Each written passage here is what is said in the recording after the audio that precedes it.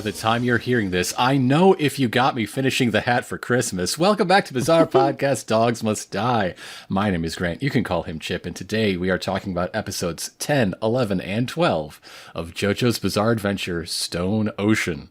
Yeah, and just so while we're talking about this, keep in mind the entire time, these final 3 episodes is all I had at least, for 9 fucking months. Oh, this was a bad place to leave on. Not because of like, ooh, a nice cliffhanger. It's just like, wait, it just kind of stopped. What? But that is a whole episode away. So let's start with episode 10, Operation Savage Garden, Head to the Courtyard 1. I should note all the punctuation. Head to the courtyard has an exclamation point and is in a parenthetical. Yeah. And 1 is also in its own separate parentheses. Yeah, I think this is just straight up the name of like the chapter of the manga, I think. You got to use your shift key a lot if you're talking about this particular episode. So this one starts by recapping basically everything about the Star Platinum disc and also beating up Mirashone just for fun. Just for fun. It's not really relevant, but we have to see her face get destroyed a little more. Yeah, she got lots of money from Mirashone, and that's not important, but it comes up again. Yes, after the recap, it is a dark, foggy, spooky night at the prison, and we're hearing Father Pucci kind of just monologuing to himself in his not ancient, but his old church, talking about how he's erased all knowledge of himself from Mirashone's memory disk. Which is good. Which is good for him. You know, he's got to keep his secret identity going on here. And we're getting more of his, philosophy on the world and how the difference between humans and animals is that humans strive while animals do not. Yeah. And as a chaplain, of course, he specifically believes that striving is to reach heaven. And so he squishes a bug because bugs don't care about heaven, so they don't matter. Now, later in the day, Jolyne, in the cafeteria area again. It's another day of scamming and spending here on the other side of the OP. And you might notice that the little, prison store in the open area inside has all of the fake books from the library scene as reused textures. Oh, I did not notice that. Yeah, look at that. Yep. So you can just, borrow them for free, or you can buy your own copy. Does this prison have some sort of, business partnership with some book publisher or something? Because they're all really recent books. These are Yeah. They got some special deal to get all the New York Times best-selling nonfiction list. And only that, yeah. So the Seven Wonders inmate, the lunch lady inmate, is up at taking her turn at the phones, and Jolyne walks up to ask for her turn in exchange for a pack of gum. But wait a minute, that's not gum. That's $50 in there. It's one of those spearmint gum things where there's that little strip you can peel off, so the top is on a little flap, so you can kind of close it over the gum. And it's spring loaded to just eject the money out an inch or so, just for a nice reveal to sweeten the deal. But yeah, this lady sees $100 popping out of this little gum wrapper. And she immediately changes her tune, adds some extra customer service to this, not just giving her the phone. Yeah, she gets service with a smile, man. Grabs the little stool, pushes it close to Jolyne, angrily grabs a already open can of Coke that the person behind Jolyne was holding and gives it to Jolyne, just here's some cola. Jolyne, she doesn't have a lot of options. How the fuck is she gonna get this disc out? Well, it's time to dial 1-800 Speedwagon. She's so dedicated to her mission that her first call isn't to her beloved mama, and that's heartbreaking. That's sad. Yeah. But it turns out the Speedwagon Foundation's headquarters these days is in Dallas, which leads me to believe they did kill Kennedy. Yeah. On what would have been the 100th birthday of their founder. Okay, I'm off by 6 weeks. Shut up. Okay. I don't care. It's a birthday present for the founder. Are there any policies that JFK had that Speedwagon would have really hated? Is there anything to do with oil that Speedwagon would have hated? Robert E.O. Speedwagon could only respect an American president that would go into the Caribbean and grab the missiles himself. Yeah. Destroy them with a sledgehammer. So she dials in and gets like, it sounds like an automated phone voice, but it recognizes her name. Yes. And patches her on through to, of all people, the narrator. Hey, the narrator's back again. She's going straight to the top. I hope this means that the person that is talking to Jolyne is both the park bench contact from Diamond is Unbreakable and the ambulance driver from after the Dio fight. Yeah. Man, that guy's gone up in the world. So, yeah, that's the guy that answers, and he immediately, clarifies, hey, I'm just a scientist. I don't have a stand. But he knows everything he needs to know. Yeah, he knows the fact that Jotaro is kept in a Bacta tank. Yes. I can only assume right next to Santana's remains. How are those? What's going on there? What's going on there? Please don't turn the light off. Don't. Did you leave him behind in Washington? Is Jotaro in Washington? I don't know. Throw him out in a dumpster. He didn't need that shit anymore. I don't know. But yes, Jotaro's body was retrieved. He's kept in a little tank. Quote, no signs of life, medically speaking. Yeah. In what other way could you be speaking? Mm-hmm. And Jolyne's, informing him about, hey, I think we can bring Jotaro back to life. I've got one of the discs. I have no idea how to get it to you. I need you to help me. This is when this guy says what the Speedwagon Foundation is. And I want to know, is this just a cover? Is this a cover explanation for the Speedwagon Foundation? Because I believe... Oh, you mean that it's, quote, an unarmed chemotherapy research organization? What is that? Implying the existence of armed chemotherapy research organizations. Yeah. They don't fucking mess around. That feels like a cover for the Speedwagon Foundation. That's bullshit. I have never heard about them ever doing anything with chemotherapy. It's all stands and vampires all the time. What is a weirder implication of this statement? Like an armed hit squad raiding the Susan G. Komen Foundation for cash? Right. Or the idea that you could just be a random Joe on the street, donate to cancer research, and your money actually goes to buying Polnareff his turtle food. Yeah. Do they really do that work and the stand stuff is just a secret side business? Could you work for the Speedwagon Foundation and have no idea about any of that shit, and it really is just chemotherapy? They find all the best doctors and medical researchers in the world. They stab them all with a stand arrow. Yeah. And wait until one gets a stand that can cure cancer. The end. Oh, hell yeah. There you go. It'll work as well as anything else. Josuke or Giorno could probably also do this, but they don't want to. Yes. They don't want to. Curing cancer isn't a funny prank, so why would Josuke do it? But anyhow, in this phone conversation, the Speedwagon Foundation agent is like, hey, be careful what you say. We're probably being listened to. And Jolyne's like, I fucking know. I don't care. I'm desperate. Yeah.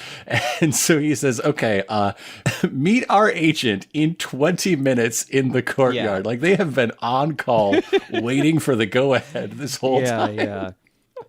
And so, yeah, that's not a lot of time. Jolene's got to figure out how the hell to get to the courtyard in that amount of time. Mm-hmm. They got, just as a reminder, they got into this room from the courtyard while playing catch in the space of a cut. That's true.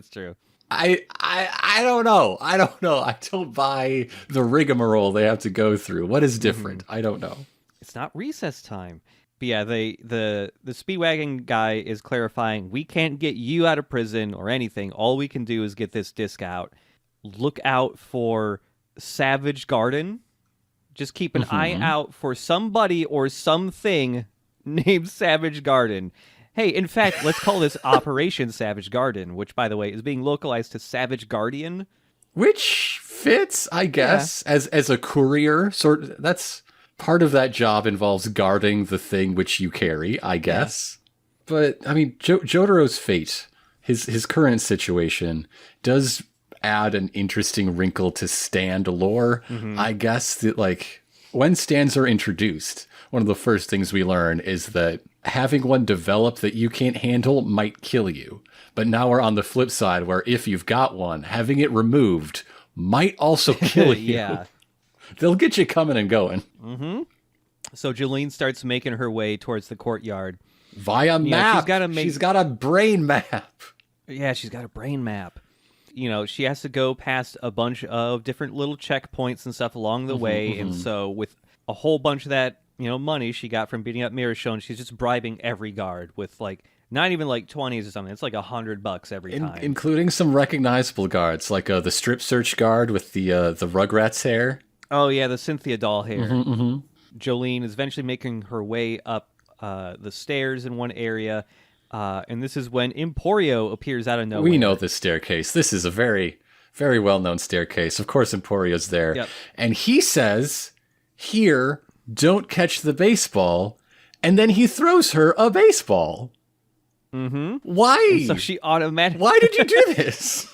So she automatically, just by reflex, puts her hands out to catch the baseball. baseball. She's an expert at catching the baseball. It was well described. There's a whole thing. The baseball falls into her cupped hands and then just passes through her hands and, like, strikes the wall behind her, and there's this beam of light that shoots out of the wall. Yeah, it's like she's struck by lightning when she fails to catch this ball that she was thrown and told not to catch. What else is she supposed to do with it?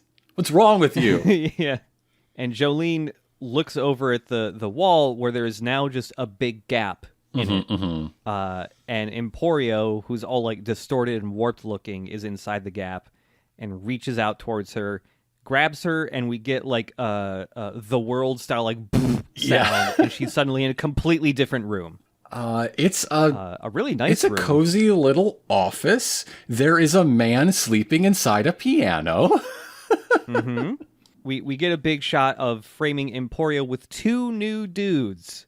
One of those dudes is about to leave the episode and the rest of the episodes, and we won't know shit about them for a while. For, I would say, 9 months. Yep. But the other one is going to become a central cast member for all the episodes we're talking about today. And he is the one that sleeps inside a baby grand piano. He does not have room to stretch out in there. No explanation is given except sometimes he likes to take naps. Emporio says there's no bed in here, so naturally he needed to sleep in the piano. Sleep on the floor! There's a couch in here! There's a couch! I do like the little tray with an orange juice in a can. You know, that canned orange juice? And a Mars bar spelled with a Z. I mean, I guess the time period that part 6 is set in doesn't really fit either, because I used to drink orange juice from a can, but it was like that high C bullshit. Yeah. They used to have commercials where, like, the kid would finish the orange juice and, like, take the can and smash it flat up against his forehead like he was shotgunning, and so I did that too. Hell yeah. Yeah. Every single time. Jolyne, just being teleported to a completely new room, immediately goes, "Hey, are you a ghost?" But Emporio is not a ghost. He simply has command over ghost objects, and sometimes room is object, you know? Sometimes. Yeah, the room they're in currently is a room in the prison, the piano room, that burned down in a fire that happened back in the 80s. And so this room no longer exists and has become a ghost.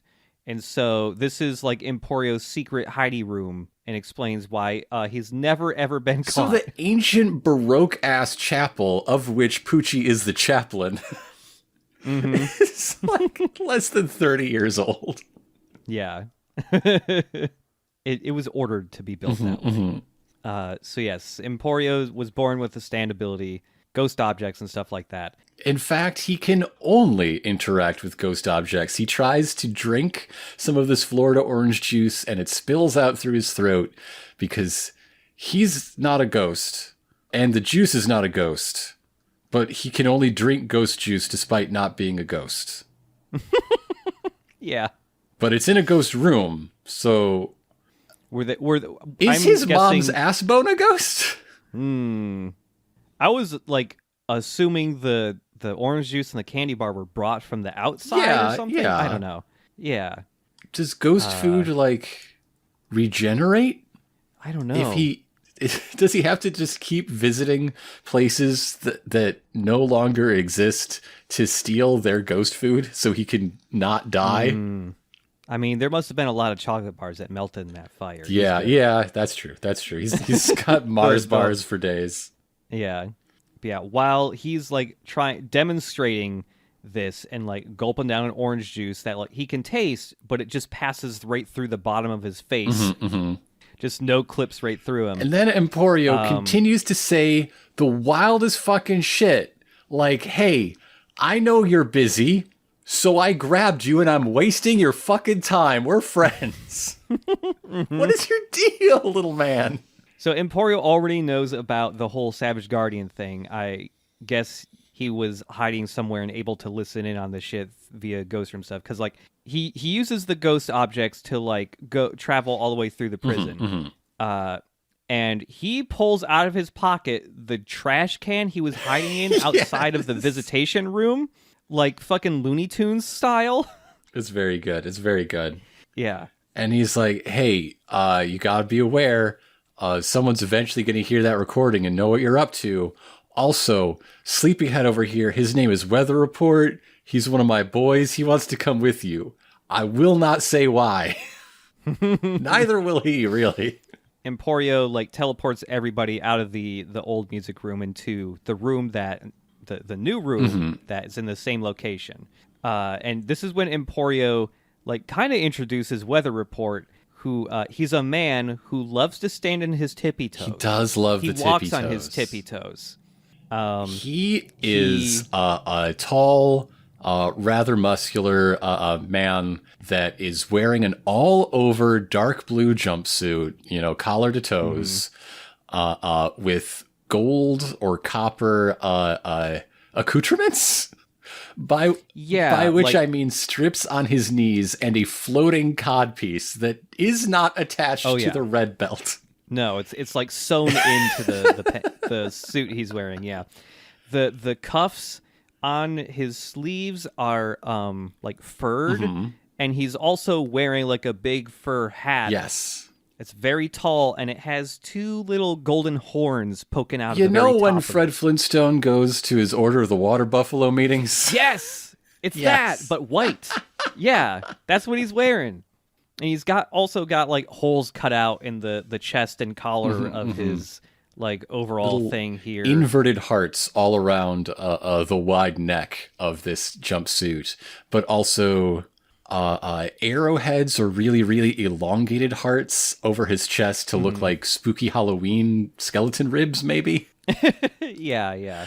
And a red belt over his hips with a matching gold W above and again disconnected from the giant metal codpiece. This is Weather Report. Weather Report is named for a fusion jazz band. They're pretty all right. Listen to 15 minutes of one of their albums and thought, I don't need to know more than this. I got the vibe. It's a good one. Yep. His Japanese voice actor played Zoltan in Gundam Narrative.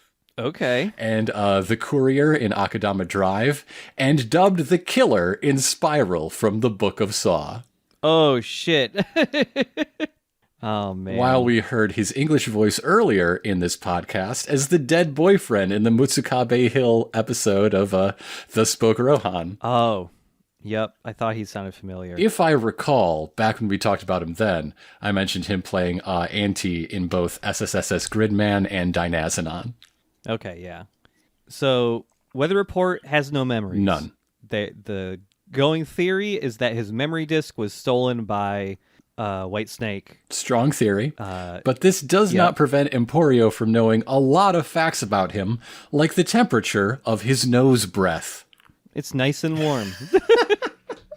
And also Weather Report, for now at least, but it'll be different later, is a guy who doesn't like to talk very much or loudly, and so when he does talk, he gets right up in your face and whispers at you. And the one thing Weather Report does know about himself is that his stand was not given to him through a disc. He was born with it. What a memory to have. For that to be the one memory that you have. Yeah. And so, yes, Weather Report wants to help because he wants to see if he can get his memory back from Whitesnake, if that is indeed how he lost them. And he just seems like a good guy and he wants to help. Yeah. Basically. Yeah. And he can help with that inborn stand of the same name, Weather Report. He lost so many memories, he named himself after his stand. Yep. And wouldn't you know it, his stand controls the weather. What does that mean? It means a lot of things. Fucking everything, dude. Absurdly powerful stand because it's so vague. But yes, he can like control air and the wind and the moisture in the air. And like the first thing we see his stand do is little droplets of water in the air form tiny little clouds with like crackling electricity around his head. And then it forms into like a humanoid cloud man from like the shoulders up.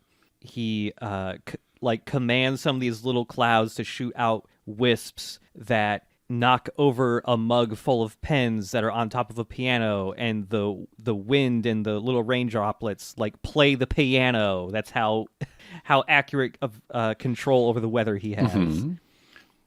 Do we want to talk about Weather Report the stand's look before we move on? Yeah, sure. Because this is also the meta-episode break, where we're going to see on the title card our enemy stand before we see our enemy. But Weather Report, the stand, is a pretty basic stand. It is just imagine a shirtless dude, but made of clouds. He's got wispy little like cloud logos. You can imagine his kneecaps and these shoulder pads being used as the like icon for wind magic in an RPG. Oh yeah. But his face is got a pretty cool face. Red eyes, the only like color on this thing. Yeah. But bunch of spikes and how would you describe the shape of the ridges coming off of his face oval? Right. So like okay, again, like several other stands recently, he's got like the Mega Man helmet ears. Yes. Or whatever.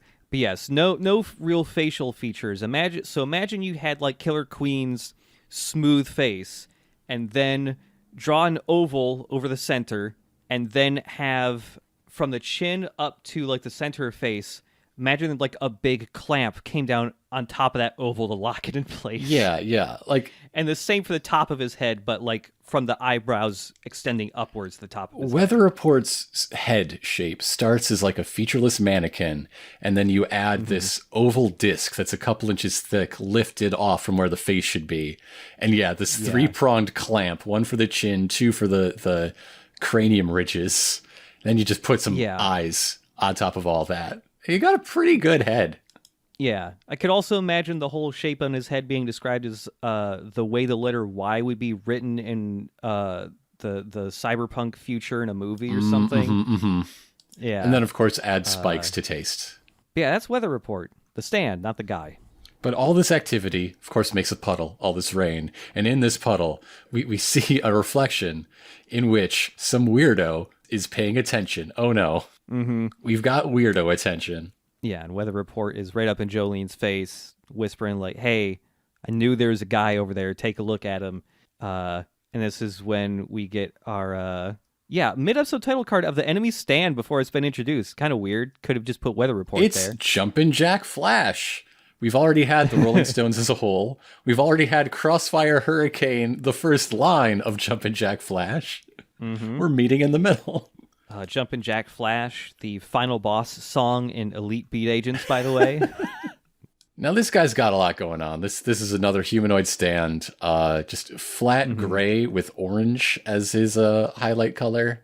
Yeah. All over jumpsuit, padded arms and knee pads in that orange. Got a leather band instead of eyes? Yeah. Like studded leather band around his head where his eyes should be. Matching studded leather collar around its neck. And a rocket ship? Yeah. A rocket ship cutout over its chest and abs in a second highlight color, more of a pinkish Yeah. And big yellow orbs around its wrist. Very significant orbs we will be talking about. Oh, these are going to be... Dude, these orbs are so fucking important. I do like that its skin, its gray skin overall, it's not really veiny, but it's kind of like warped and textured a little bit. Like he's not smooth. He's a little bumpy. Oh, and also his mouth is like... It looks like a mouth that had been sewn shut and they're trying really hard to open it or something. Like that horror monster mouth. Yeah. So back at it, Mr. Creepy in the hallway has suction cup toes. That's great. Love to see that. And so everyone is getting out of Dodge, getting away from this guy before they can find out what he can do. Emporio is being carried like a rugby ball.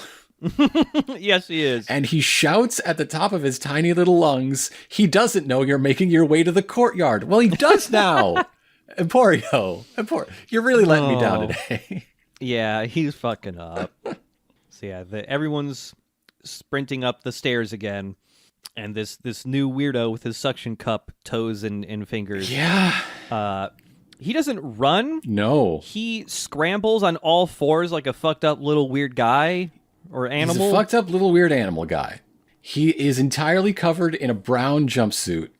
And when he gets the chance, he uses super spitting. Hell yeah, it's back. That's just a kind of guy you can be in this world. Yeah, yes. So like, yeah, this guy's got a stand. This dude has multiple supernatural abilities that are just him and not his stand. The suction cup, toes and feet, the super spitting... So yeah, he is in a dark brown. He has the same orange padding along the outsides of his arms, but also legs that his stand has.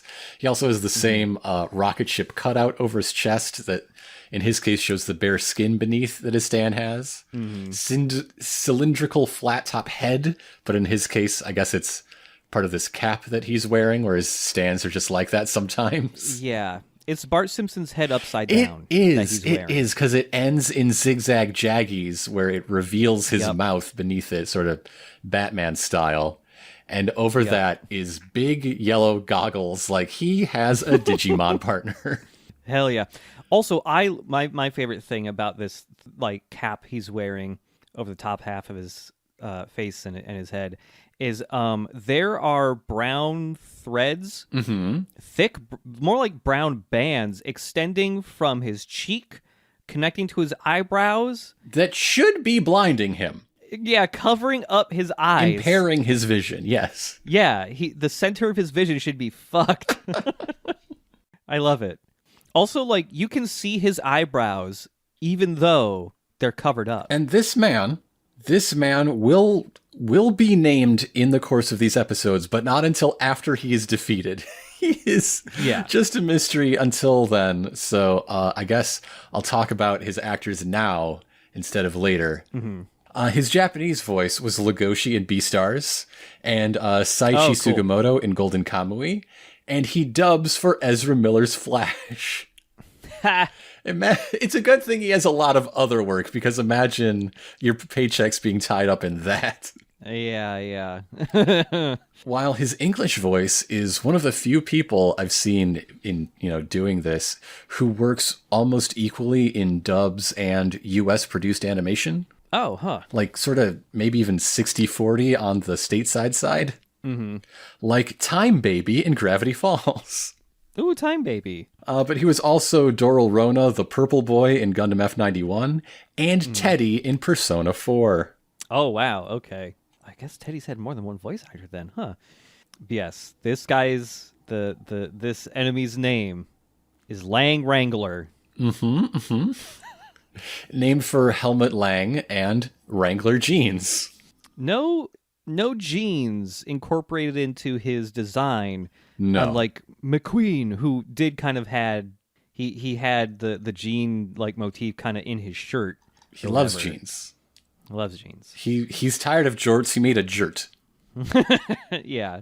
Oh, also one other thing about Lang Wrangler, he's not wearing shoes, but he certainly he's bringing them along with. Yes. Because the shoelaces of his shoes are tied to his ankles and they're just dangling along behind him. Specifically, they're bright red Converse high tops. Yeah. Fucking all-star. He is balling. Or at least he would be if he actually put the shoes on. He prefers to use his suction cup toesies.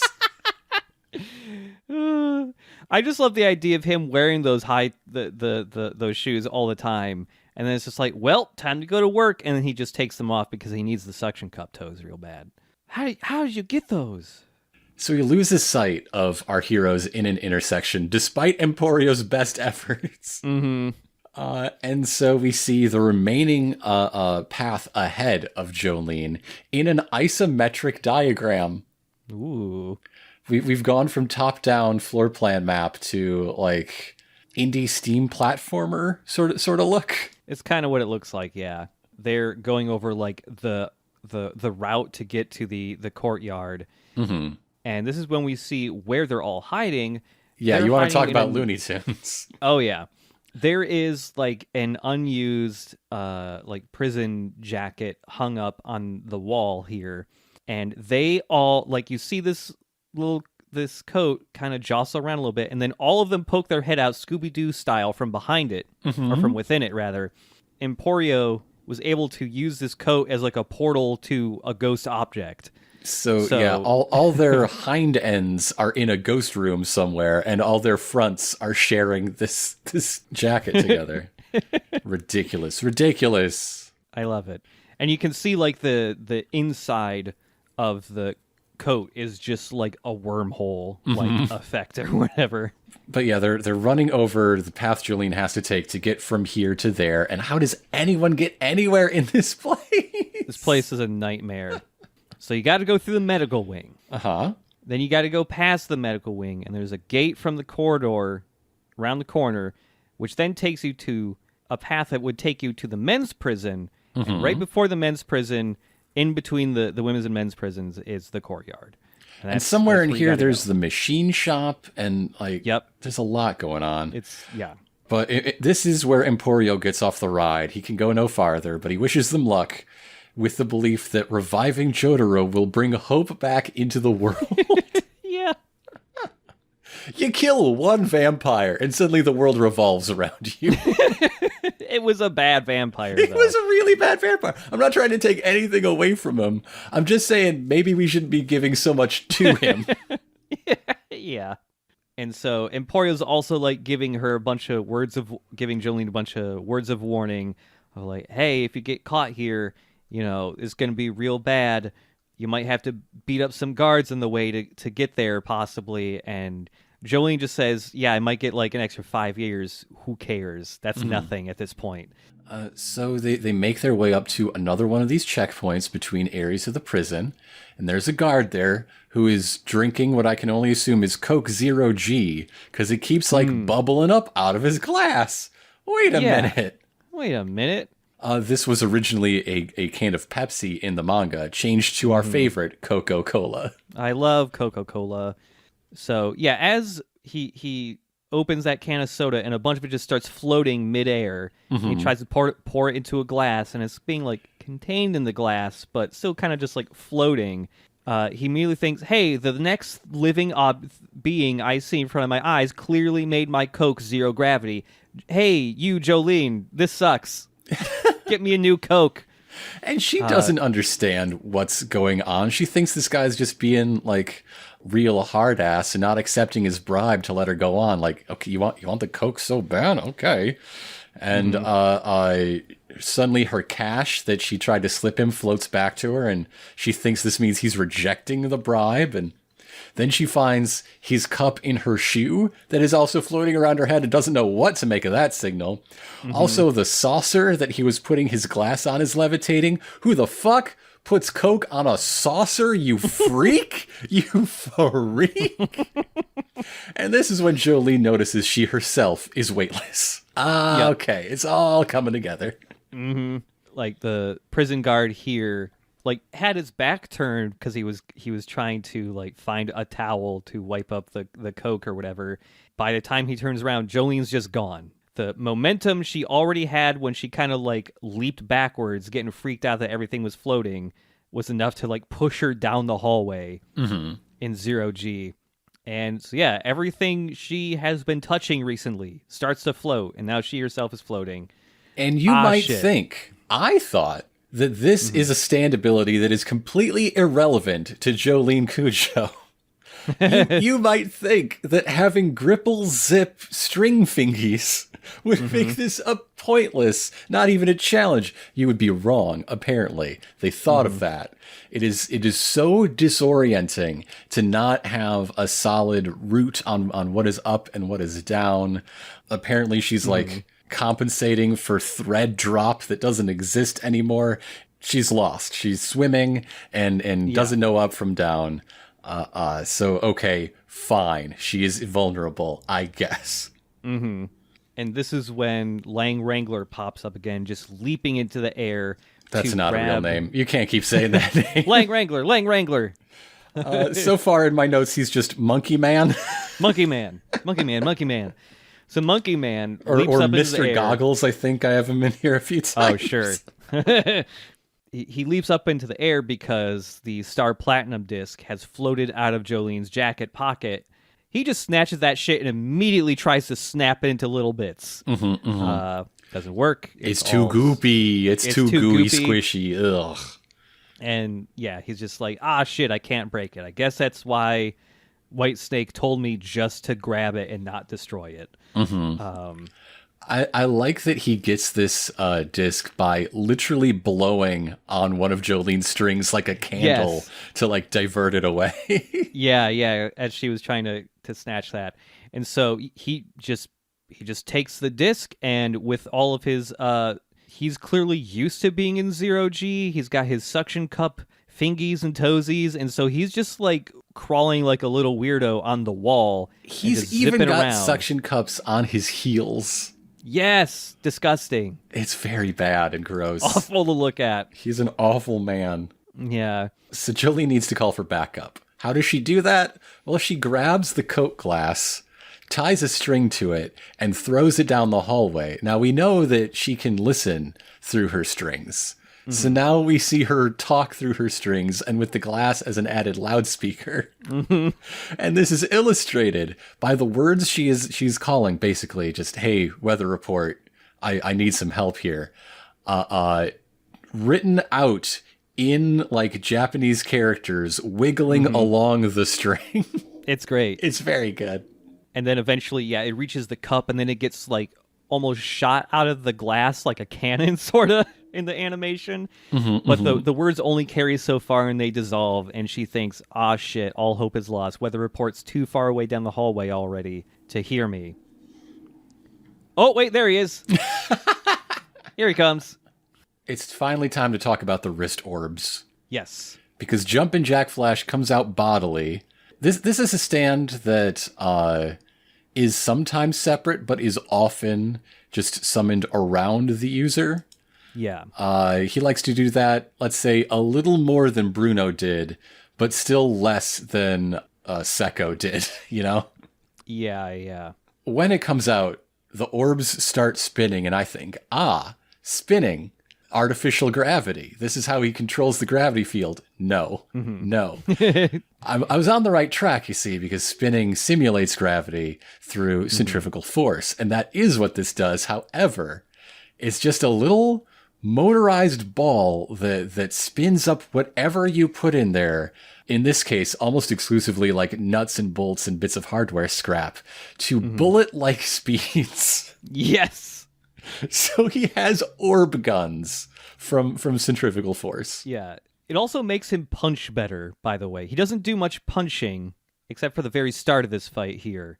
But I believe it's Weather Report, who doesn't have memories, but certainly knows a lot about centrifugal force. Yeah. And it's just like, oh shit, the spinning orbs let him punch with high precision accuracy and zero gravity or something like that. That's not true. That is not true. You could compensate for it with practice, but just the gyroscopic force would be really disorienting. Not for Lang Wrangler. But yes, the orbs are basically always used to launch bullets made out of nuts and bolts and stuff like that. So obviously, Jolyne is fucked. She's still disoriented. She doesn't know her up from her down. She has bits of steel fired at her at hundreds of kilometers per hour. But wait, what's this? Clouds are bulletproof? So yes, Weatherport shows up, and he's summoned a bunch of little clouds all around him, which either deflect the bullets or catch them. Mm-hmm. Jolyne, in the background, still floating, just watching this shit, thinks to herself, this guy seems really powerful. He can control the weather, but I have no fucking clue how it works. The cloud he summoned is probably working as an atmospheric layer. He simply reflected away our enemy's attack with that resistance. Sure. Okay. That's some really thick air you got there. That's a real high pressure system. Weather Report. So Weather Report squares up. He advances. It's time for a punch off. They do a punch off, but Mr. Goggles doesn't want to do that. He would rather turn gravity back on, so the AC unit floating above them crashes down on Weather Report's head. And it works really well. Yes. Right before he does that, though, when they go in for the punches at each other. Oh, God, yes. Jumpin' Jack Flash, like his arms are coming real close to hitting Weather Report. One of Jumpin' Jack Flash's arms passes through the cloud arm of Weather Report, and it like dissipates. And this is when his arm bursts into flames. What do you think weather is? What do you think weather is? And this is when Lang Wrangler shouts, "Air resistance friction!"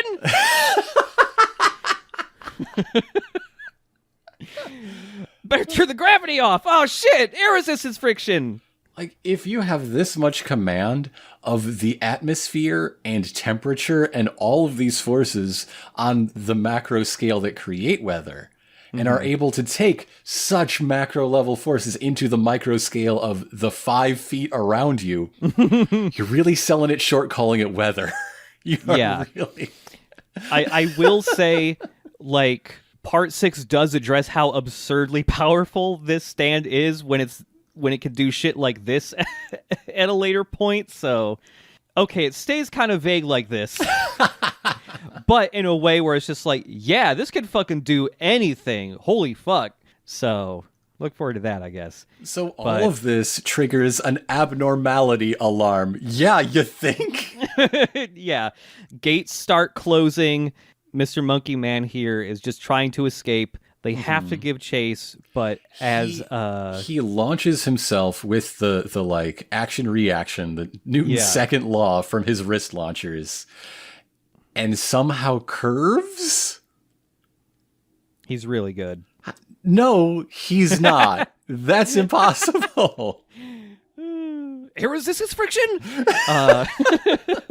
I feel like this fight in particular is an extremely funny like JoJo fight, simply because everyone knows a lot about the weather and physics around it in a way that's very fun. Like, just immediately jumps into your mind. Your arm just bursts into flame for no reason. Air resistance friction. The next episode in particular, we find out one thing that Weather Report is a big nerd about. Oh, yes. Yep. So they figured out that the way this stand works is, yes, Jolyne has been weightless ever since she got spit on, and that is transferable. Anything she touches also becomes weightless. And Weather Report is like, let me grab your shoulder. Now I am weightless too, and I will use my command of the wind to fucking fly at supersonic speed. Hell yes. It's so good. It's really fucking cool. And this is also how they're able to...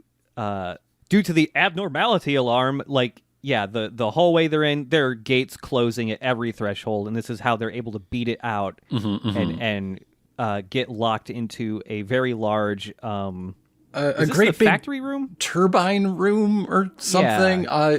It looks very similar, but is distinct from the place where Jolyne had her dream fight.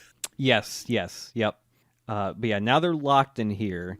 And the big continued cliffhanger is, where's the guy though? Where he at? Yeah. So that takes us to Operation Savage Guardian. Head to the courtyard 2. With all the same parentheses and etc. Of course. Oh, yeah. And this episode recaps, the phone call, the introduction of Weather Report, and that final exchange of the fight that brought us to here, and then the OP plays. And instead of following that action, instead we cut away to the security room, which has giant blue map screens everywhere. It's got banks of monitors. Hell yeah. There are control consoles that look like an air traffic control tower. Uh-huh. And who should be there supervising but Father Pucci? All right. All the people and all the prison workers in this room are very familiar with him, and you could tell that it's just because they respect him. It's not from any official position, but they act like he's their boss. Yes. But more just because out of respect for him, more than anything. He gets everything he wants from anybody, but just because he's such a swell guy, Yeah, when you see Father Pucci interacting with these guys, he's very polite and, not menacing. Father Pucci doesn't know anything about what's happening quite yet. He's very suspicious of why an abnormality alarm got triggered. And the guards are all trying to say, look, it's just got to be, no one's escaped from this prison in 20 years. Don't worry. Nothing bad's happening. It's probably just some freak thing that triggered the alarm. I mean, technically it was. Something in the machine shop fell over or something. We'll check it out, but don't sweat it. And this is when Father Pucci notices on a separate monitor that just kind of is just a list of all the outgoing calls that were made from the phones. And he notices, hey, somebody called the Speedwagon Foundation 7 minutes ago. Call? 7 minutes ago. Everything that's happened has taken 7 minutes. So the way he asks, though, he calls spying on people's recorded outgoing phone calls his, quote, usual ask. Mm-hmm. That's creepy. That's not your job. That's not your job. And everyone else in the office here is just like, okay. Yeah, all right.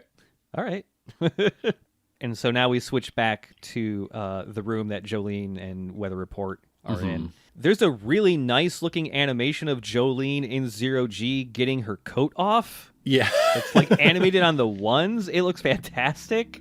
And everything in here is floating around, bobbing, totally weightless. Jolyne has been touching a lot of stuff. Yeah. On top of trying to figure out where the weird little guy is, they notice, hey, there's a big set of double doors on the other end of this room that we need to go through that leads to the courtyard. Also, shit, Weather Report, I gotta piss. Yeah, she starts doing an airborne potty dance and also dances around the words. It takes a while for her to hint and nudge, much like her introductory masturbation scene. Yes. And this is when Weather Report goes, I already pissed. Or actually, before that, he leans in, he's really close to her face, and he's just like verbatim says, do you need to piss? Maybe just go and use that to launch across the room. Yeah. Just a little bit of reaction mass, so to speak. And this is when... this is when Weather Report fucking nerds out. And he doesn't stop doing it for the rest of the episode. But boy, what a square to start with. Yeah, because Weather Report goes, you should probably piss over there, like I did just now. There's my piss floating in the air. Right there. I'm pointing at it. Anyways, did you know that when you're in zero gravity, the blood in your body will suddenly collect at your head? That blood is usually down in the lower parts of the body because of gravity. Between your skin and bones is flesh that's squishy and swollen with blood. It's called moon phase. I'm going to poke your forehead now. And yeah, he talks about how weightlessness and the triggered by the redistribution of blood and fluid in the body has a diuretic effect as the body tries to clear out your excess puffiness, I guess. And what he's saying is roughly accurate, including the mechanism. Yeah. This is extremely Iraqi. Read a bunch about what happens when a person's in zero gravity and wanted to factor all of it into the battle. And focused on the weird shit, because it doesn't happen this fast. It does not happen this fast. Well, JoJo time is different. It's been 7 minutes. It's been less than slow. 7 minutes. And then Jolyne's just like, well, I don't want my piss floating around in the air. And then Weather Report goes, it's okay. My clouds will just take a little sippy of piss. Yum, yum. So yeah, this is where the clouds come from. Yeah. So we get to watch Jolyne's pee stream. Again, they don't fucking do this in Naruto, all right? They don't. No, they don't. JoJo's a different build. This is still a weekly Shonen motherfucking Jump. So her pee stream goes up above her head through a crack in the wall, and it is followed by her blood. She needs a doctor badly. Yeah. Is there a urologist in the prison? Please, God. There's someone with a stand that's a urologist. Anything. But yeah, everything is just getting sucked through this crack in the wall at supersonic speed. It's like the end of Alien Resurrection, which is to say, it's not good. It's very bad for anyone involved. Yeah, because suddenly, like, blood is just flowing from Jolyne's nose. Blood is flowing from Weather Report, from his wounds, from having an AC drop in his fucking skull. Mm-hmm. A bunch of junk is being pulled out with the air flying at them, which opens like a gash on JoJo's arm. More blood's coming from that then. Mm-hmm. And so, like, okay, we got some good science. It's time for some bad science. Mm-hmm. So the air is weightless because the whole room is weightless. By now, JoJo has touched the walls, the ceiling, the floor, granting this entire great big room weightlessness, including the air within. Mm-hmm. And since it's weightless, that means no air. The air goes away. That's not how it works. It's not how it works. You're thinking of space environments decompressing because there's an opening to vacuum. The pressure differential is what... There's still one atmosphere on the outside as well as on the inside. Nothing would happen. Like, I guess convection currents might get messed up, I guess. But that's not what we're talking about here. But it's time for Weather Report to get real close to Jolyne's face again and talk about science that he thinks he knows. I'm guessing that he is a native of the region. I have to assume everyone who grows up around Cape Kennedy is a big space nerd. Yeah. It would make sense. So yes, it is as if now there is a vacuum that is causing all of the air to rush out, which is also pulling like their blood out. And so all these cracks and little openings in the walls, they are trying now desperately to block them all with anything that's floating their way to try and keep the air in. And at the same time, they're being shot at with nuts and bolts from across the room. Yeah. I like the wide shot where you see like all these gaps are being like plugged up by blankets, which are being held in place by larger bits of junk. Mm-hmm. And so then the goggle man starts shooting at those to reopen the holes. Yeah. And Weather Report's like, hey, this fucking sucks. We gotta hide somehow. We gotta be able to breathe. Like a big wisp of clouds comes out. Some of it is wrapping around Jolyne's mouth and nose. Mm-hmm. And this is when they're able to hide away under some machinery. And Weather Report has used the clouds to grab any remaining air that is around them and trap it around them by making little cloud-like astronaut suits. Spaceman suits. This is very like picture book children's fantasy, and I dig it. It's cool. I also like that he went to the trouble of personalizing each spacesuit for both of them. Because Jolyne's has her little butterfly heart over her chest, and there are little details of the cutouts in Weather Report's jumpsuit where those would be, but on his spacesuit. Yeah. Because he's got a brand to maintain, all right? He really does. He's already given up the quiet talking thing from here on out. He might as well keep his embroidery. It's the quiet talk rule he will break at life or death situations, I suppose. So they got about 2 minutes of air left by collecting all of the air in the room that had not escaped yet. Mm-hmm. And they spot a conspicuously weighty area on the far side of this large industrial room. Yeah, there's some barrels and like a clothes hamper that's just on the ground still. Sitting there. on the ground, amazingly. Acting like you might expect objects to.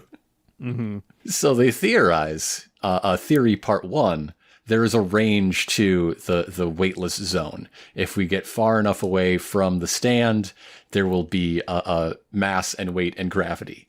Theory part 2, there's still air in that part of the room. Mm-hmm. Yeah, because like, how is the weird Bart Simpson man gonna breathe in here? He don't got a cloud suit like we do. So Weather Report leaps to safety, trying to get outside the radius of effect, and Jolyne is there to cover him. There's also a little bit here because, like, right before they got the cloud suits on, like, some more bolts were shot at them, and you could see that it cut open, like, a gash across one of Jolene's arms. Mm-hmm, mm-hmm. And right before it's time to, like, cover Weather Report as he makes a break for it, you see that she uses a little bit of her stand's thread to just, like, suture that wound close, like, mega fast. Yes, it's very good. Yeah. Weather Report is trying to make it across this large room, and that's when, shit, here comes some more bolts. Mm-hmm, So Jolyne is like leaping towards those bolts to intercept them, punch them out of the way, and also push Weather Report further towards the other side of the room. One bolt gets deflected in a bad way and punctures a hole in Weather Report's suit, like on his leg. So I guess we can say he has been screwed because he's launching sharp screws. But practice makes perfect. Jolyne is getting better at blocking these shots until Mr. Goggles decides to get tricky, and instead shoot the barrels in the Weather Report's destination to ricochet back at him, totally bypassing Stone Free. Yeah. Or so he thinks, because then Stone Free does a rocket punch. Yeah, yeah. Or so she thinks, because... Oh, shit. Because Mr. Goggles did JoJo's trick. There's a lot of JoJo's tricks, one right after another. Or maybe inverse JoJo's trick? Because what looked like missing to hit, bouncing off of the barrels in order to hit Weather Report, was actually just hitting. He meant to hit the barrels. Yes. He meant to puncture them so that they would be launched with the air inside them escaping, like a balloon that you let go the tail of, in order to slam into Weather Report and knock him back into the danger zone, away from the edge of the not danger zone. And like Jolyne has been like floating the same space for a while, blocking these bolts because she's got she shot out like enough thread that it became like a rope that she was like an anchor for her so that she could stay in one spot. Mm-hmm. And she like unravels that, so she goes flying towards Weather Report so that she can hit him and knock him back towards the safe zone. She puts a hole in her suit for thrust, just like the Martian. Everybody loves it. But of course, Goggles is prepared for that as well, because he centrifuge launches not more bits of hardware, but a pair of live rats. A pair of live rats who are not live for long because, again, they are in total vacuum. Their blood will boil. This has been a bigger threat than suffocation, especially once, Weather Report explains it. Like, the total lack of pressure on the body will cause the blood to boil, and these rats explode, and their gooey bits cover up Jolene's visor, blinding her. Yes. And by the way, like this whole time, we're also seeing Weather Report getting closer and closer, just having his blood boil. And so his face is swelling up and getting really disgusting looking. Yes. So this is when Jolyne is at her most vulnerable. Of course, she's weightless, she's disoriented, she's blinded, and so just a huge volley of centrifuge shots straight to the face. She's impacted like dozens of times, gets one right between the eyes again. Mm-hmm. But much like the previous time, or was she?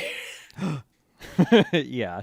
Because this man, this Lang Wrangler, looks down and sees strings coming out of the holes in his wrist launchers. Strings that go all the way to Jolyne's body, where every last improvised bullet has been tied up and held just short of impacting her body.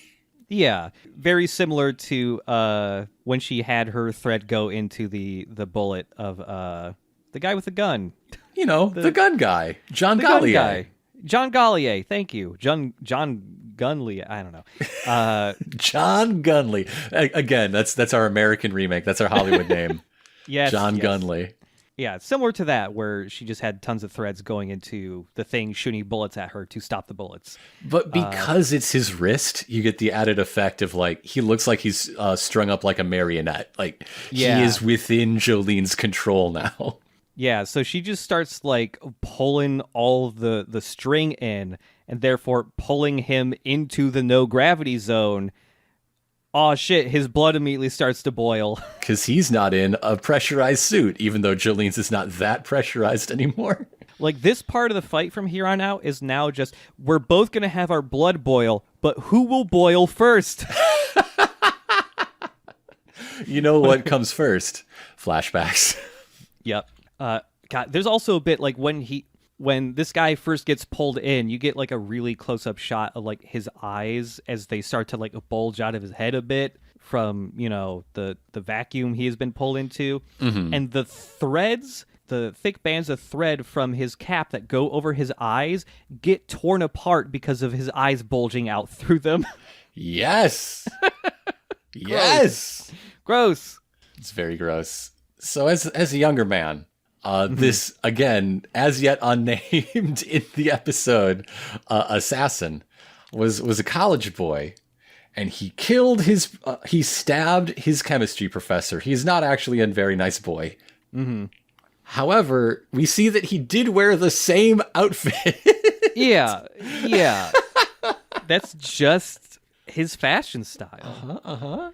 Like every other prisoner in this prison. I guess you're allowed to wear all your regular clothes. Imagine. You just gotta say, you know, Green Dolphin Prison on the back. Yeah. Imagine going to college and this is one of your classmates.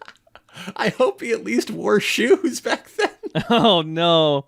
No, he just walks around barefoot and you can just hear the sound of his suction cup toes with every step he takes. Oh, man. I hate the guy who would show up to class barefoot.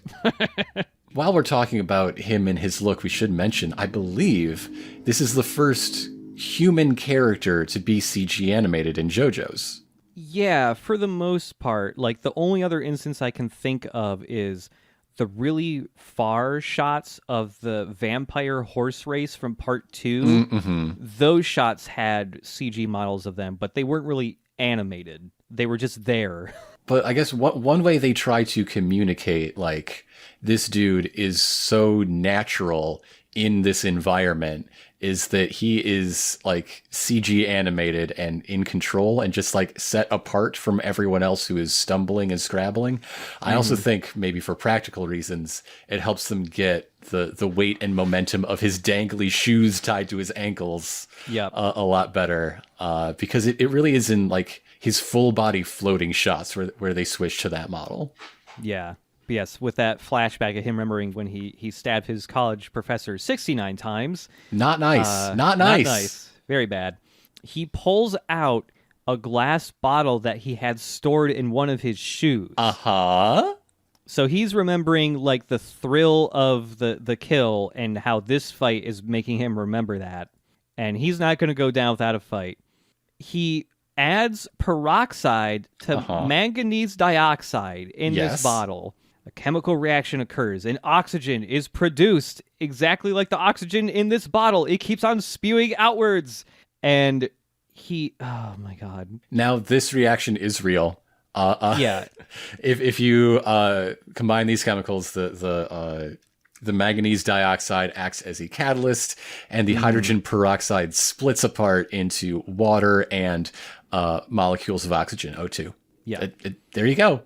I've never done it before in a sealed container, so I don't know if the pressure builds up to the point it explodes. Yeah, he throws this and it turns into like a glass shrapnel grenade. Like it might. Don't try this at home, kids. But No. I don't know.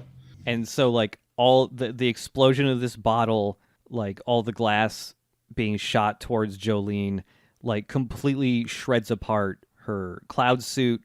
She gets extra wounds and stuff, cuts all over her, and so now she's going to boil first. But wait, Weather Report donates his cloud suit and transfers it over to Jolyne, sacrificing himself so that she can live to kick ass another day.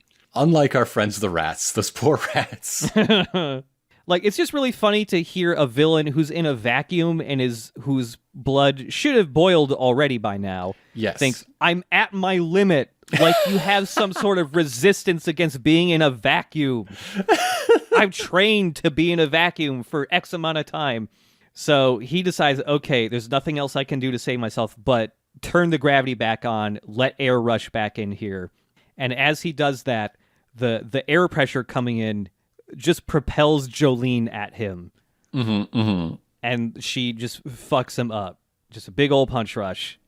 He's trying to ride this wind to safety, but instead he gets pummeled the entire way back down to the ground. Yeah. He does say something about, I think to the effect of like pissing on her grave, because we got everybody's a literal potty mouth in this episode, I guess. So yeah, his whole like total recall, make your eyes bulge out until you die plan did not work. That's not the way. It's just like really bad decompression sickness. You want to see how fucked up your body can get in hard vacuum. There's a great episode of The Expanse, season 5. Oh man, Naomi, God, love it. But in any case, Jolyne emerges from her second cloud suit, which looks so fucking cool. It does. Yeah, the shot of her, the pose she's striking in her second cloud suit, like there is a bright, like godly light behind her, so she's just in silhouette. Yes. While Stone Free is, again, literally pounding this dude into pavement. This is a cement floored room. But oh my God, it's so good. It's so good.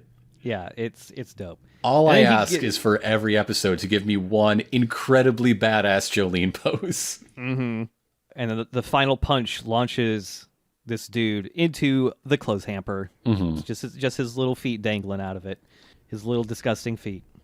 So Jolyne has saved Weather Report. He's fine. Just very bloody. She has gotten the disc back. Yes.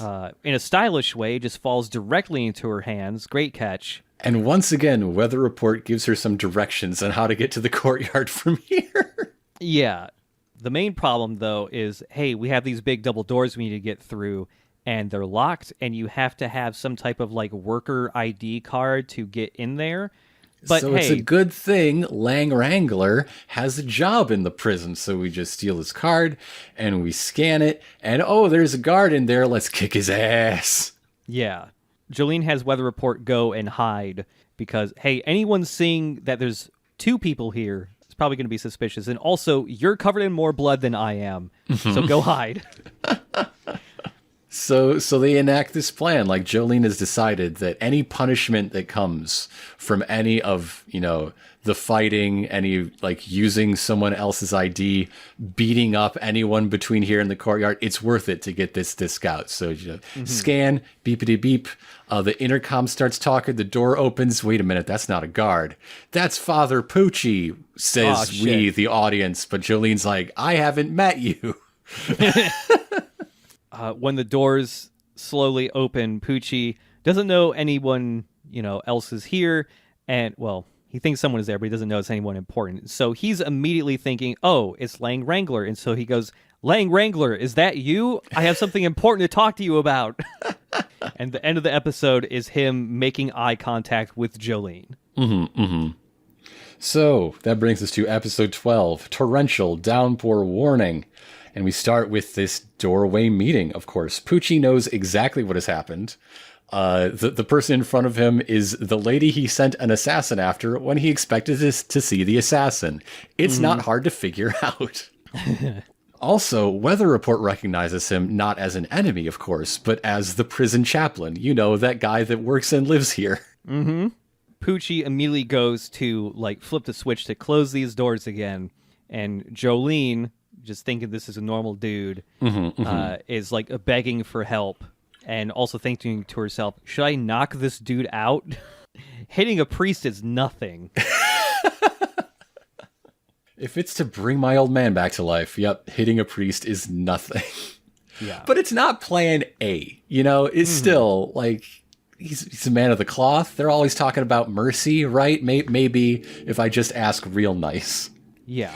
So she tells a stand-free version of the truth. Yes. She was assaulted by the guy whose ID she has, but she really needs to get outside right fucking now. And she asked to be let through before she is punished for rule breaking. Go ahead and report me, but let me get to the courtyard first for just a minute. Just a minute. You know, Poochie's trying to play the game as safe as he can, and he is asking, is anyone else in here with you? And, Jolyne just lies, nope, just me. And, Poochie says, hey, okay, in most cases, I would say no to this. And when someone does something for others, they expect to receive some sort of reward in return. To be kind to others, they expect that same kindness. But there are some special people who really do nice things with no expectation. And you know who's got their back? Jesus. Yeah, the reward of going to heaven. So he lets her through with a little speech that makes it sound like you're going to the courtyard, I'm going to heaven. How do you like them apples? Yeah. But then he thinks to himself, the real reason is stopping her would probably mean a stand fight, which would mean revealing that my stand is Whitesnake to any hidden allies she lied about inside this great big room. Yeah, so he just has to let her go. And so Jolyne goes through the gate. She gets to the courtyard, and there is a dude waiting there in front a of, common rider scarf. Hell yeah. Blowing in the wind. Yep. With his back facing towards her, and she thinks, oh man, this guy has to be Savage Guardian. This is the guy. Or whatever. Yeah. It's not, though. It's a guard with a gun. And he just double taps Jolyne in the gut, like point blank almost with this gun. He asks for her hall pass and then shoots her twice in the gut without waiting to receive it. Yeah. And this is when we see, after he turns around, he's got a dick. A dick. Whoa. I mean, probably, like, playing the odds. Yeah, I guess. He has a disc sticking out of the back of his head. Not just slotted in the back of his head. His head looks like Pac-Man wide open for a power pellet, and there's a disc in the wedge. Yeah, and this is when we see Father Poochie do a little smirk because he planned ahead of time for this and just threw a disc into this guard's head to control him and just shoot Jolyne when she got out there. Starplatinum.exe clatters to the ground. And we get, surprising to me, an OP with the sound effects in it. There's a lot of fun little whooshy, twangy string noises. And after we get out of the OP, we get a flashback with Poochie. In the year 1988, Poochie met a very important man that completely changed his life. A man from Egypt. God damn it, with the power Dio. to stop time himself. Get the fuck out of here. Go away. And so we get full-on new scenes with Dio. God. Okay. All right. I didn't prepare this, but, and I'm sure we're going to learn more because now it's all tied up in Dio, but the Dio timeline, his trunk gets dredged from the bottom of the ocean. He makes friends with Enya. He makes, let's say, friends with Giorno's mom. Yes. Through Enya, he acquires a number of stand-creating arrows and gets a stand for himself and a lot of trusted people. One of those people is Mr. Nijimura. Yes. For some reason. And He sends some people out, including to-be Polaroidified Ghost Dad, to go make more stand users. Mm-hmm. All the while, somehow also being in hiding. He does spook Abdul pretty good. Abdul, yes. Pretty good. Yeah. Sorry, I went to his namesake, not his actual name. Uh-huh. What a busy man. And then in the middle of it all, he just hangs out in Florida for a while in giant platform heel elf shoes. This is a new addition to the classic Dio costume. Chunky platform heels in his elf shoes. Yeah. Dio went to Florida. So he's drinking wine with a 16-year-old Poochie. Uh-huh. Instead of, drinking Poochie, he's a vampire. If you'll notice, this is the same label as the bottle that Zappelli had in episode 4. Oh, shit. In the Jack the Ripper fight. That's good. I didn't notice that. But yeah, teenage Poochie is hanging out as an aspiring seminarian, and he is having he's having a perspective on faith given to him by an immortal vampire. Mm-hmm. Oh God. So Dio's talking about heaven. Mm-hmm. The heaven he's talking about is spiritual heaven. Like when your spirit evolves, so too does your power. Where the spirit ends up is what Dio's really interested in. And I think he's talking about stands. Yeah. Right? And I don't think Poochie knows he's talking about stands. Mm-hmm. But he will probably figure it out in the intervening 22 years. Yeah. Because Dio here is talking about, like, hey, even being completely immortal and all that doesn't get you true happiness and all that. The true winner is the one who gets to witness heaven. I love that at some point he's like, I assume that any teenage boy who's looking to going into the seminary believes in Christian dogma, right? I think that's a pretty safe assumption. Mm-hmm. And at one point, Dio starts straying a little far beyond those bonds, even in his like coded stand talk. And he's like, hey, don't look at me that way. I'm just talking about the human mind. Yeah. Come on, kid. Why are you busting my chops here? Come on, I could eat you, old boy. I could eat you so easy.